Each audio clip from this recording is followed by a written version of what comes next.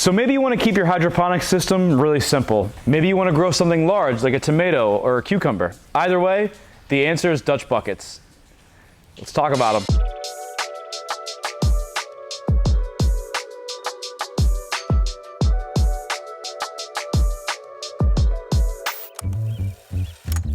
Hey guys, welcome back to another episode from New Agrarian on YouTube. We're all about aquaponics, hydroponics, and agriculture. In today's episode, we're talking about one of the easiest ways to grow vegetables in hydroponics, the Dutch bucket system. So let's talk about it. In the world of hydroponics, a Dutch bucket system will typically fall into one of two categories. It's going to either be a drain to waste system or a recirculating system. From what I've seen, a lot of the large-scale Dutch bucket systems seem to be drain to waste. So a drain to waste Dutch bucket system would include a nutrient reservoir and the same parts that you see here, but rather than water flowing through the buckets and back to the reservoir, the nutrient water would just go out the municipal drain. So the idea when running a drain to waste system is that the root system of the tomato plants stays drier for longer periods of time and therefore is less likely to experience root rot. Another part about drain to waste systems is that typically people think that they waste a lot of water to run off. So the thing about that is once tomatoes are irrigated, depending on the type of media that you use, they tend to retain a lot of that moisture. In addition, that water typically is drained of its nutrients. So the water that comes back to the system, you'll need to fertilize anyway. So growers that choose drain to waste systems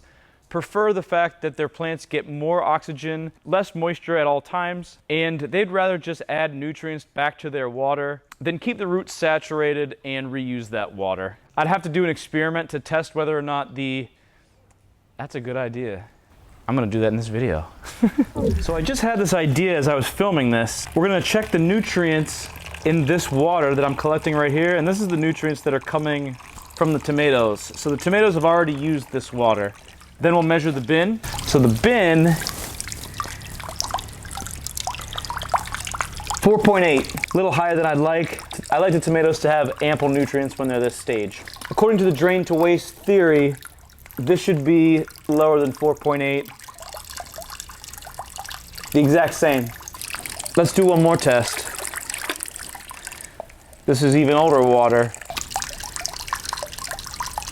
4.8. Another consideration that you should make before you decide on whether to use a drain to waste or a recirculating system, judging on this little spur of the moment experiment, that water has a lot of nutrients in it still, and you're wasting money down the drain. Also, if you want to know more about EC, I just did a video on hydroponic nutrients about 2 videos back. Check that out if you want to know more about this thing and nutrients. So let's talk about the main parts of a recirculating Dutch bucket system. So the system I'm used to running is a recirculating Dutch bucket system. So water starts in our nutrient reservoir, which is lower than all of our buckets. This system, like I said in the intro, is very simple. It runs out of the nutrient reservoir, usually through some type of filter, and from the filter, it goes right over your buckets.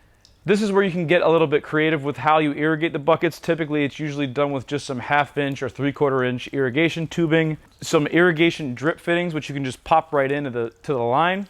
And that line would just lay right on top of your buckets and drip into the buckets several times a day. If you want to know more about specific tomato care, including irrigation, I'll put a link for another video I did in the description below. But in general, you want to keep your tomatoes irrigated in cycles so they have a chance to kind of dry out, which could help eliminate root rot. Let's take a closer look at each of the buckets. So here you can see our irrigation line. This is the line that's connected to our nutrient reservoir. So between this line and the reservoir is the filter. So any water that comes out of here has already been filtered. The water simply comes down the line, out these little irrigation fittings, and drips out of these stakes into our media here. This media is Perlite, which I think for the price and water holding capacity is a really good media to use in Dutch buckets. You can buy rock wool that comes in like an entire cube. I've never used it because they're pretty pricey per cube. You can also use some other type of media like gravel or expanded clay pebbles. The problem with those medias is they don't hold water very well. So no matter how cheap they are, they're not gonna hold water as good as Perlite. I'll put a link for the Perlite that I buy in the description below. So my tomatoes are watered 6 times a day for 1 hour. So as that water drips out these stakes, it coats the entire media. All this media is wet right now and the system hasn't even been run for a few hours. And the water drips out the bottom here. You can also put paint strainers in these buckets. They cost about $1 to $1.50 a piece. Those paint strainers will just help you with cleanup down the line. Once the water exits the bucket, it goes into our return line, which is just a 1 1/4 inch piece of PVC pipe in our system, and this will gravity feed back into the nutrient reservoir. So it looks complicated, but it really isn't, and you can do this at home, and let's take a look at how. So to make a Dutch bucket at home, it's really simple. You can use any bucket. I prefer square buckets, but here we're going to use a round one. The most important part is how you're going to seal the bucket. This is called a Uniseal. You can get them pretty easily online. I'll put a link in the description below for these. You can also use a rubber grommet or a bulkhead fitting, but a bulkhead fitting can get expensive. Next, you're going to take a hole saw and just drill a hole in the side of the bucket that fits the Uniseal appropriately. This is either a 1 3/4 or a 1 7/8 inch hole saw, which is the same one I use for my raft beds in aquaponics. Pop the Uniseal in the hole. And in this demonstration, I'm using 1 inch PVC pipe. You can use 3/4 if you want to as well, but you're going to need 2 elbows. And the first thing you're going to do is just shove the PVC pipe through the Uniseal. This can be tricky. If you cannot get it, feel free to use some soap to more easily get the pipe through the Uniseal, but they're designed to be tight, so this is good. Once it's kind of in the center of the bucket, pop an elbow on the outside. This is where the bucket will drain back into your return line. And then pop an elbow on the inside facing downwards. This is going to discourage root growth from going into the pipe, and it will still drain water out. And that's literally it. Like I said, you can also put a paint strainer in this bucket to help keep everything cleaner.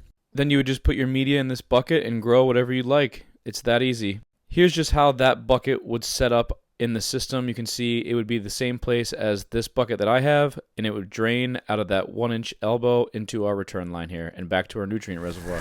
So that's it, guys. If you want nice tomatoes like this all year round, definitely consider starting a hydroponic Dutch bucket system. If you're into actually cooking with a lot of these vegetables, check out my other channel at Dishes and Fishes on YouTube. I do a lot of cooking and recipe demos on that channel. I hope that video helped you guys. If it did, make sure you hit those like and subscribe buttons, and I'll catch you in the next one.